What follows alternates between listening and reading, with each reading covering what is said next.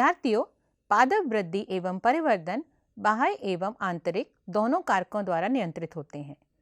अंतरकोशिकीय आंतरिक कारक रासायनिक तत्व होते हैं जिन्हें पादप वृद्धि नियामक अथवा पीजीआर कहा जाता है।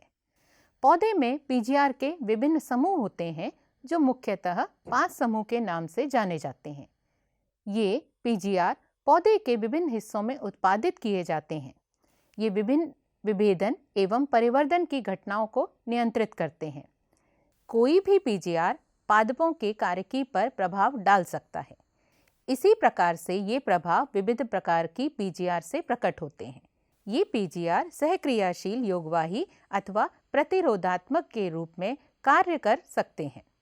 पादप वृद्धि नियामक अर्थात पीजीआर विविध रासायनिक संगठनों वाले साधारण तथा लघु अणु होते हैं। ये इंडोल सम्मिश्रण हैं जैसे इंडोल 3 एसिटिक अम्ल, IA एडेनिन व्युत्पन्न जैसे फरफ्यूराइल, एमिनोप्यूरिन, काइटिन जैसे कैरोटीनॉइड तथा वसा अम्लों के व्युत्पन्न जैसे abscisic acid ABA, terpene, gibberellic acid GA या गैसियस इथिलीन आदि हो सकते हैं। पादप वृद्धि नियामक को पाठ्य सामग्री में पादप वृद्धि तत्व, पादप हार्मोन तथा फाइटो हार्मोन के नाम से वर्णित किया गया है। पादप वृद्धि नियामक अथवा पीजीआर को व्यापक रूप से एक जीवित पौधे में उनकी कार्यशीलता के आधार पर 2 समूहों में बांटा जा सकता है। पीजीआर का एक समूह वृद्धि उन्नयन क्रियाकलापों में लगा होता है जैसे कि कोशिका विभाजन, कोशिका प्रसार, प्रतिमान संरचना, ट्रॉपिक अर्थात अनुवर्ती वृद्धि, पुष्पन, फलीकरण तथा बीज संरचना आदि। इन्हें पादप वृद्धि नियामक भी कहा जाता है जैसे कि ऑक्सिन, जिबरलिन तथा साइटोकाइनिन। दूसरे समूह के पीजीआर दबाव के प्रति पादपों की अनुक्रिया में महत्वपूर्ण भूमिका निभाते हैं। इसके साथ ही ये विभिन्न वृद्धि वादक क्रियाकलापों जैसे प्रसुप्ति एवं विलगन में भी शामिल हैं। एब्सिसिक एसिड पीजीआर इसी समूह का सदस्य है। गैसीय पीजीआर इथिलीन किसी भी समूह के साथ बैठ जाता है, लेकिन व्यापक तौर पर यह एक वृद्धि वादक क्रियाकलापों में आता है। विद्यार्थियों, आइए अब चर्चा करते हैं कि नियामकों की खोज किस प्रकार हुई।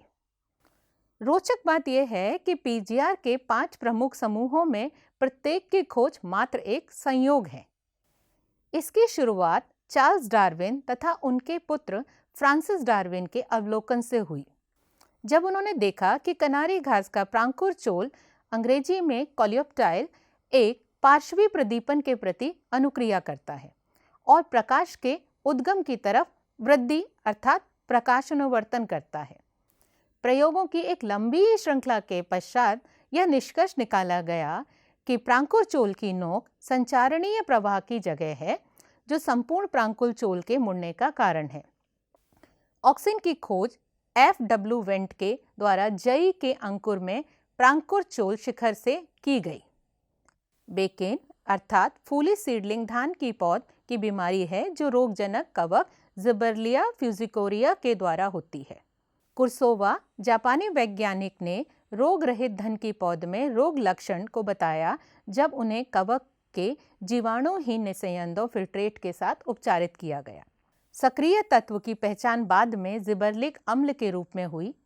एफ स्कूक तथा उनके सहकर्मियों ने देखा कि तंबाकू के तने के अंतर पर अंग्रेजी में इंटरनोडल खंड से अविभेदित कोशिकाओं का समूह तभी प्रचुरित हुआ जब ऑक्सिन के अलावा मीडियम में वाहिका ऊतकों के सत्व या ई सत्व या नारियल दूध या DNA पूरक रूप में दिया गया।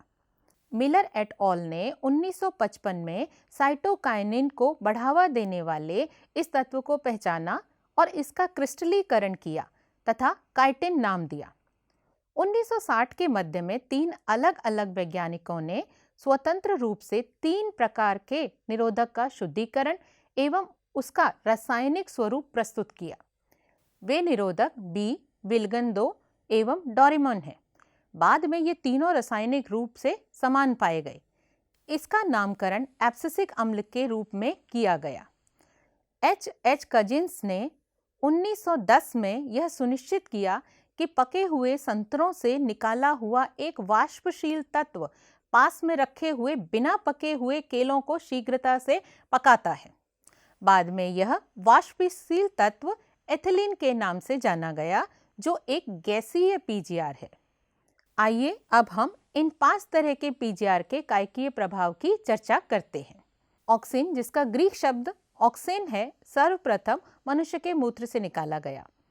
शब्द ऑक्सिन इंडोल 3 एसिटिक अम्ल IAA तथा अन्य प्राकृतिक एवं कृत्रिम यौगिक जिसमें वृद्धि करने की क्षमता हो, उसके लिए प्रयोग किया जाता है।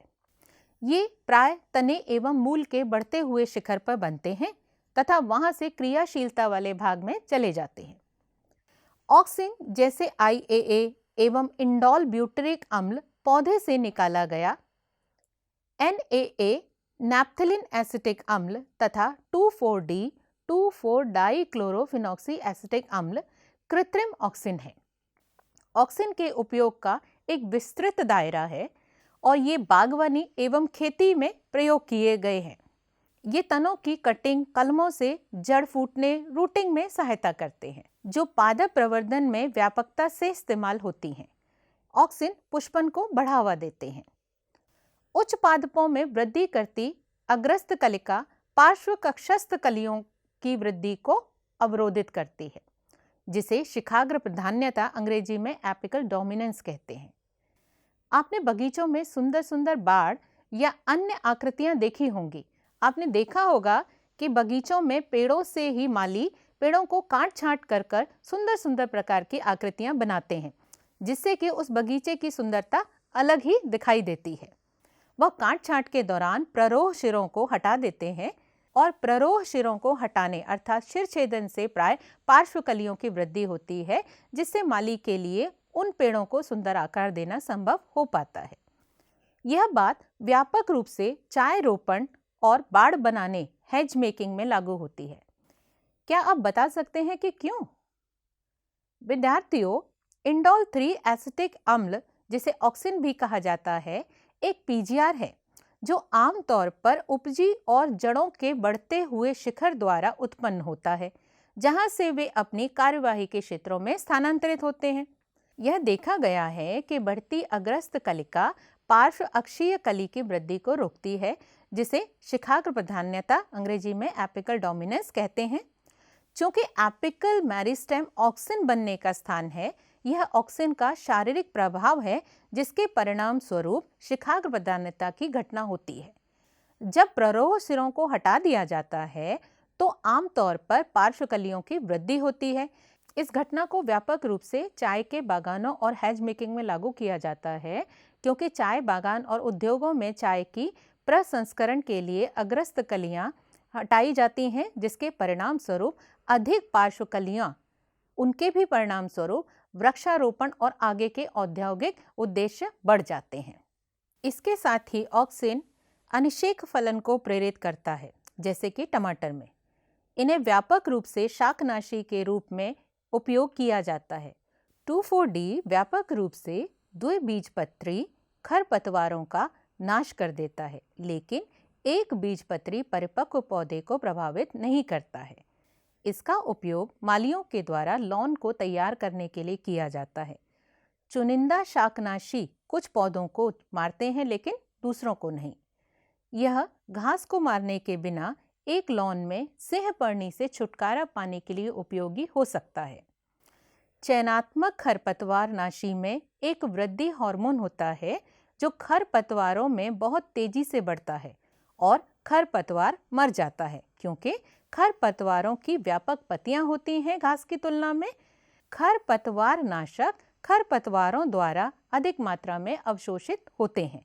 विशिष्ट पौधों के मारे जाने के कारण चुनिंदा खरपतवार नाशी उपचारित क्षेत्रों में जैव विविधता को कम कर सकते हैं। इसके साथ ही ऑक्सिन जाइलम विभेदन को नियंत्रित करने तथा कोशिका के विभाजन में मदद करता है। आइए ऑक्सिन्स के कार्यों को सूचीबद्ध करते हैं। ऑक्सिन्स पुष्पन को बढ़ावा देते हैं।